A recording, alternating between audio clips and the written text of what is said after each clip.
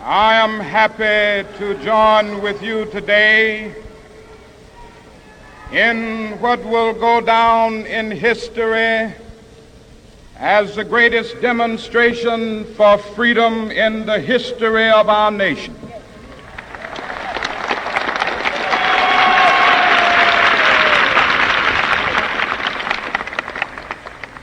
Five score years ago,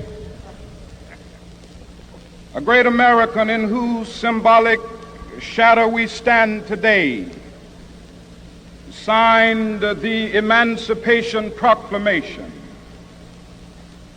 This momentous decree came as a great beacon light of hope to millions of Negro slaves who had been seared in the flames of withering injustice. It came as a joyous daybreak to end the long night of their captivity. But 100 years later, the Negro still is not free. 100 years later,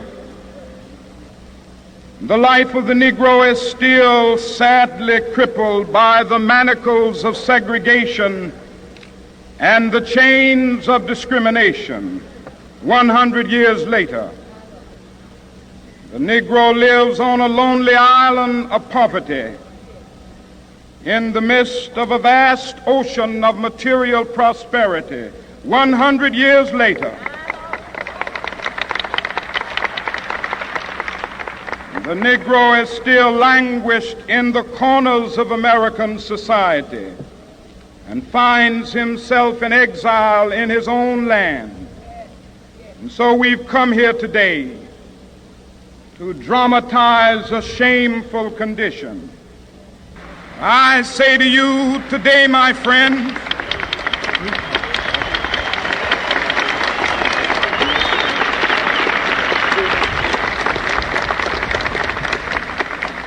so even though we face the difficulties of today and tomorrow, I still have a dream.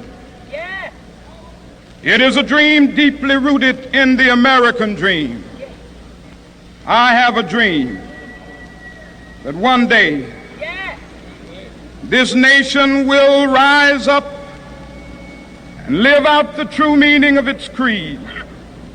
We hold these truths to be self-evident, that all men are created equal.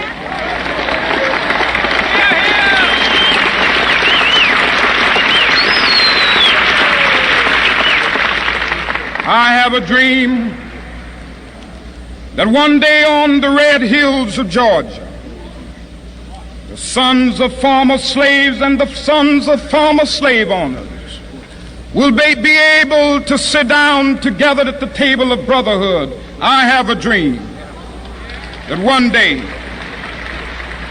even the state of Mississippi, a state sweltering with the heat of injustice, sweltering with the heat of oppression, will be transformed into an oasis of freedom and justice. I have a dream that my four little children will one day live in a nation where they will not be judged by the color of their skin, but by the content of their character. I have a dream today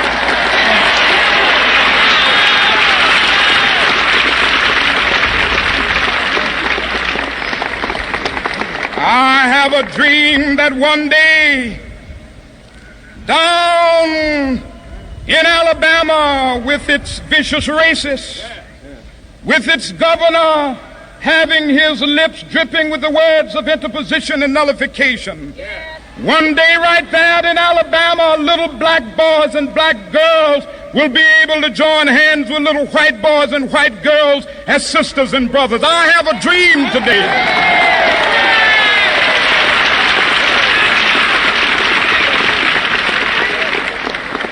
I have a dream that one day every valley shall be exalted. And every hill and mountain shall be made low, the rough places will be made plain, and the crooked places will be made straight. And the glory of the Lord shall be revealed, and all flesh shall see it together. This is our hope. And so let freedom reign from the prodigious hilltops of New Hampshire. Let freedom reign from the mighty mountains of New York. Let freedom ring from the heightening Alleghenies of Pennsylvania.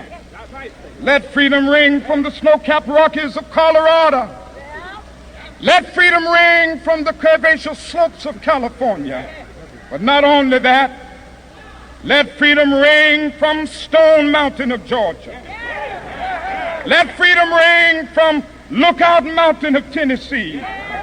Let freedom ring from every hill and molehill of Mississippi, from every mountainside. Let freedom ring, and when this happens, when we allow freedom ring, when we let it ring from every village and every hamlet, from every state and every city, we will be able to speed up that day when all of God's children, black men and white men, Jews and Gentiles, Protestants and Catholics, will be able to join hands and sing in the words of the old Negro spiritual, free at last, free at last. Thank God Almighty, we are free at last.